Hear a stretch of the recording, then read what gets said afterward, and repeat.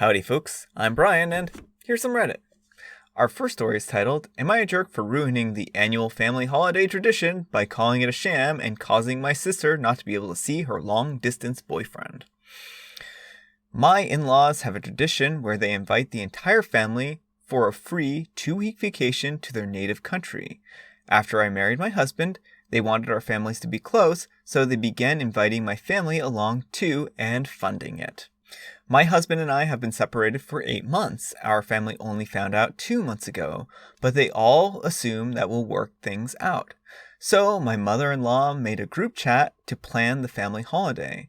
I assumed that she had added me as a mistake, so I left, but she kept repeatedly adding me back, and eventually my sister-in-law called me out on constantly leaving.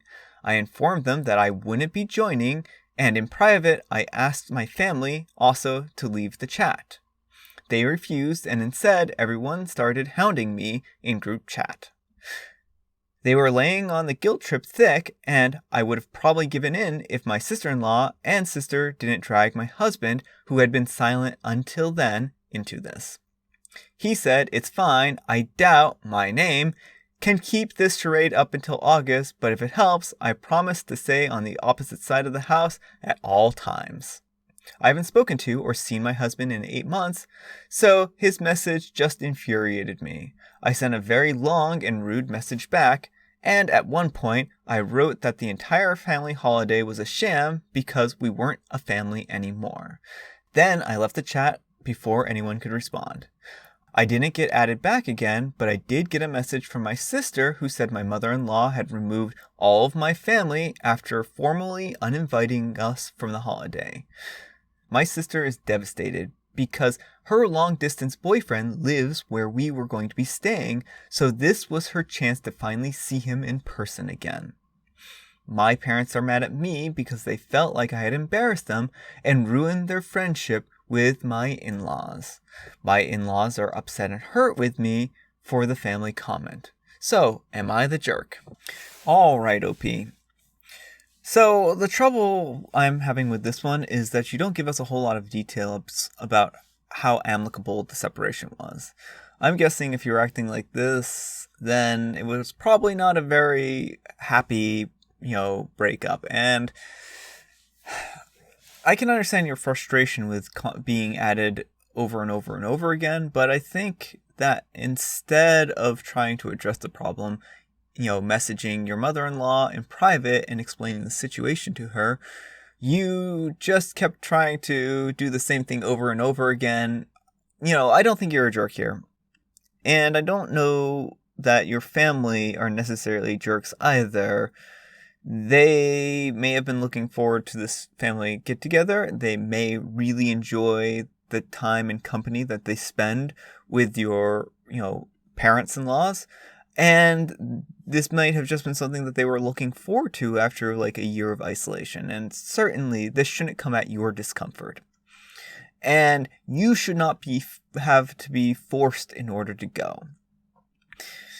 And honestly, again, I think the details here are what's important. Like, was your husband abusive? Was he someone who you really just don't want your family to associate with anymore? Or there are, deeper underlying, troubles here. Those kinds of things could help to make the situation a little clearer. And I mean, if none of those things are the case and you two just don't get along, that's perfectly fine. And you still shouldn't be forced to join them in this family vacation. So my kind of thing, again, I'm not blaming you for this situation. This isn't your fault, but also your, parents-in-law, your mother-in-law in particular, probably didn't realize the extent to which you two were broken up. I mean, especially if they only found out a couple months ago, they might not realize, if he didn't tell them the whole thing or said that, it gave them some kind of inclination that there was still hope that you two might get together, then she may just be going off of what she thinks would be a good way to help you two maybe reignite a spark. And honestly, I think that's probably that. It seems like they're very generous people who were trying to do a nice thing, and you kind of got mad at them for trying to do a nice thing. And again, like, I'm really having a hard time finding fault here with anyone in particular, just because I think that I would need way more details here. So, anyhow, take care and good luck. I hope that your breakup or your divorce goes smoothly and that everything works out fine. Not the jerk. The fact that even your family jumped on the wagon to guilt trip you baffles me. It just seems like your family wanted a free trip and are now mad at you that they can't get one. Your family needs to grow up. And if your sister wants to see her boyfriend, she can either pay for it herself or ask her boyfriend to pay for it. Got nothing to do with you. Yes, they care more about the free trip than how OP is dealing with her separation.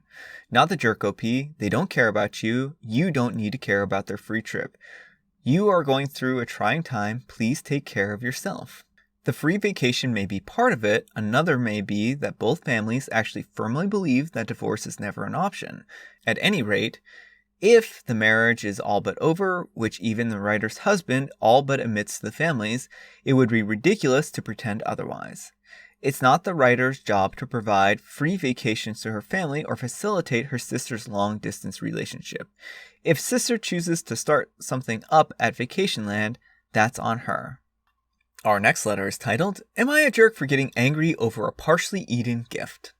So, as backstory, my significant other ordered me some expensive chocolates for Valentine's Day. Unfortunately, due to a massive influx of orders and a snowstorm, they were massively delayed despite him paying expedited shipping. My issue with the seller are another story, and I do not hold him accountable for that. Mid-February, I was informed what the gift was, and the delay was explained. I expressed that I would just cancel the order as I'm not a huge sweet person, and after reviewing the website, it was clear that they specialized in alcoholic chocolates.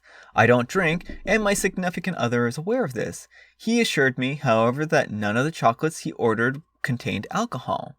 I was still a little peeved that he would get a non-sweets liking person, me, chocolates, but it was a nice gesture. I assumed that the gift was canceled or in flux or whatever, but it came up in conversation tonight that they arrived yesterday. He added that he ate some of them because they had alcohol in them.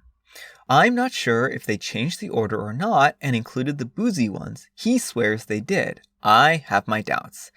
But my issue is that he ate some of them and now wants to give me them incomplete. I told him that it was a pretty rude thing to do and that I would be happy to have given him the chocolates that I didn't want, but it was a bit much just to hand me a 6-week late gift, not his fault, missing pieces because he has a sweet tooth. This has now escalated to a screaming match where he swears it's no big deal and that I'm overreacting. And I'm basically accusing him of having horrible manners and being raised by wolves. Am I overreacting and being a jerk here? Alright, OP. I'm going to say that you're not a jerk in this situation, and I'm going to say that probably this mostly boils down to a miscommunication, but I do think it was a little rude on his part to eat the chocolates. I think, again, if he had given you the gift, and then you had said, oh, here are some boozy ones, I don't want them, that it probably would have been fine, but my thinking here is that he took them out because he didn't want you to get confused and think that they were, some non-alcoholic ones. And I think he thought in some way he was doing you a favor and being helpful potentially. I'm hoping that it isn't just that he got a hankering for some chocolates and then was like, oh, I'm just going to eat these ones because they have booze in them anyways. So, yeah, I mean, I think what he did here was rude. I think that most people would probably agree. It looks like Reddit mostly agrees on this. And that you really, were probably already frustrated that your gift came in late. And then on top of that, it wasn't a gift that you really wanted. And then it was an incomplete gift. And I think that's really where the summarization here is. And you're just a frustrated individual here about this whole situation. So again, no, I don't think that it's a problem to be frustrated here. I don't know that you two should have devolved into a screaming match over a box of chocolates, to be honest. I don't know that it was worth that much here. But I do think he was being a bit inconsiderate. Anyhow, take care and good luck. Giving someone a half-eaten box of chocolates is cheap and shows horrible manners. You're correct. Beyond the fact that giving you such a gift in the first place is wildly questionable since you don't like chocolates, it sounded like he wanted credit for getting you a gift that was actually for himself, like so many entitled people tend to do. He also opened the gift that was intended for you. What barn manners say that's okay? I'm betting he never actually ordered the gift when he told you, then made a late order to save face, but forgot about the no alcohol or realized that they didn't actually have a box like that.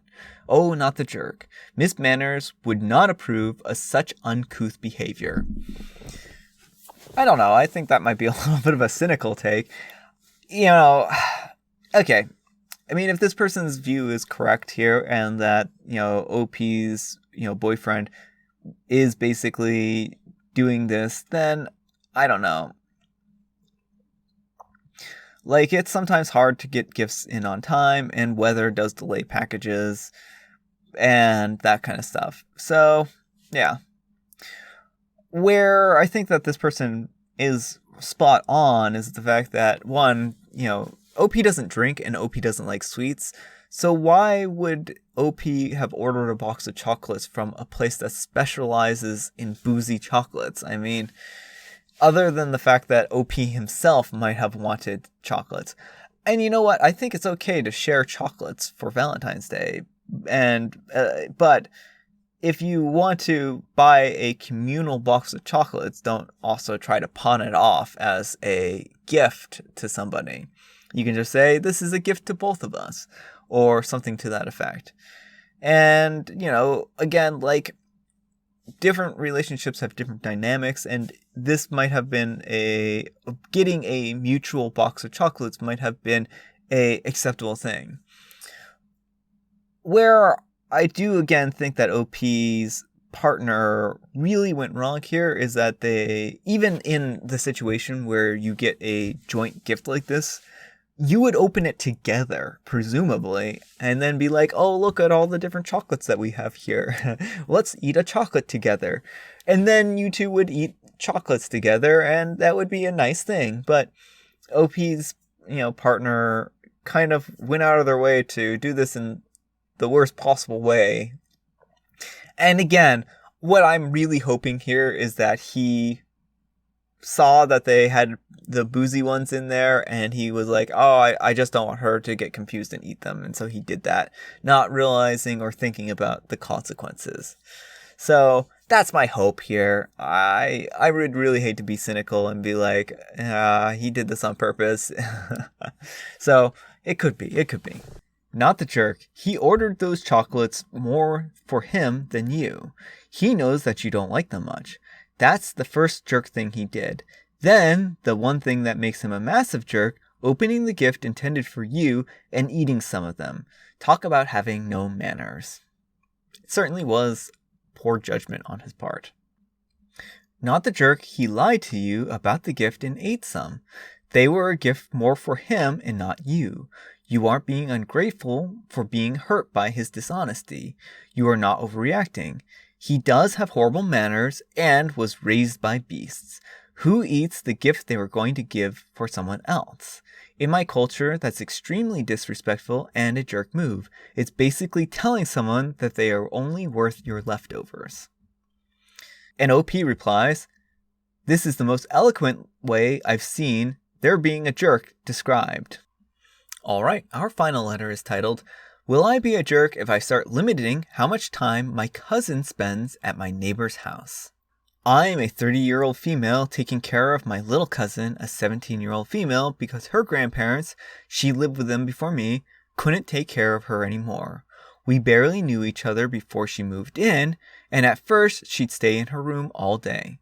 She'd sometimes come out for meals, but would usually just eat in her room or not eat at all. She also tried running away 5 times in the first 3 weeks that she was here. At the beginning of the month, my neighbor, an 82-year-old female, invited me and my cousin over for dinner. Her husband died and her kids live in different states, so she invites me and other neighbors over pretty often for some company. And my cousin hit it off with her immediately. She's at my neighbor's house for hours every day and helps her with her dog and runs errands with her, and they cook and bake together and watch movies every weekend. My neighbor says she loves having my cousin over and says my cousin is like the granddaughter she always wanted. She doesn't have any grandkids. And my cousin says spending time with my neighbor makes her feel less homesick, and since she started hanging out with my neighbor, she hasn't tried to run away, and her attendance and grades at school have improved a lot, but she spends hours a day there and doesn't even try to spend time with me. I even heard she says she wishes she could live with a neighbor instead of me. She's been here since the beginning of February, and I still barely know anything about her except that she likes theater and dance. I'm thinking about limiting the amount of time that my cousin spends at my neighbor's house to an hour a day on school days and 2 hours on weekends, but I'm not sure if I would do that because it seems to be helping my cousin and neighbor a lot. Edit, I tried to spend time with her, but she doesn't want me to go to the neighbor's house with her. The only time she'll talk to me and spend time with me is when we decorate her room and when we're in the car to go visit her grandparents. All right, OP. I think in this situation you would be a jerk if you started limiting the amount of time. And the thing is that you aren't very close with your cousin, and your cousin is 17. She's almost a legal adult. And to me, it seems like you're trying to basically limit her time there so that she'll spend more time with you. And I think that's really unfair to her and her new friend. And I know that this is a frustrating situation for you, and I do really respect that you want to spend more time with your cousin and learn about them. But, she seems like she's a lot happier here now that she has her, surrogate grandmother. And it sounds like she's probably had a pretty rough life, especially if before she was being raised by her grandparents, and now, they got too old and couldn't care for her, and now she's able to spend time with another person. She just another elderly person. She just may feel more comfortable in that presence. It might just remind her more of home and how she used to spend time with, her grandparents. Moving basically in your senior year of high school and would, I imagine, be a really hard thing, a really disruptive thing. I would, in this case, let her kind of find her own way, offer her all the help and support you can offer her, and say if she ever needs anything or wants anything, you're here for her, and that you're really just trying to help her and make things work for her. As long as this isn't an inconvenience to your neighbor, I don't really see much of an issue. Anyhow, take care and good luck. So let me get this straight and make sure I understand this correctly. Your niece is acting happier, doing better, and generally helping an elderly person with their life. You want her to stop doing that because... why exactly? Oh, right, you're jealous of the relationship. Of course you're the jerk. Your niece is being generous and kind towards your neighbor. Focus your efforts on bonding with her instead of taking away a mutually beneficial relationship she has with someone else. If you start to interfere with her happiness at having your neighbor in her life, you're just going to push her away. Yeah. And this kid is 17, almost an adult. I'd probably check in with the neighbor to make sure it really is all good. Then invite the neighbor to your house for Sunday dinner. Maybe you can all bond. Yeah, actually, I think that's a great idea. Have her over, cook a dinner, and that way you all can hang out and spend some time together. You're the jerk. You said it yourself that her grades and attendance have improved. It seems to be a win-win for both of them. If you try to stop her, it may just cause her to resent you. Seems to be a case of the green-eyed monster. Alright folks, that's all the time we have for today. I hope you enjoyed today's video. If you did, consider giving me a like. If you didn't, consider giving me a dislike. Thanks so much for watching, and I'll see you all tomorrow.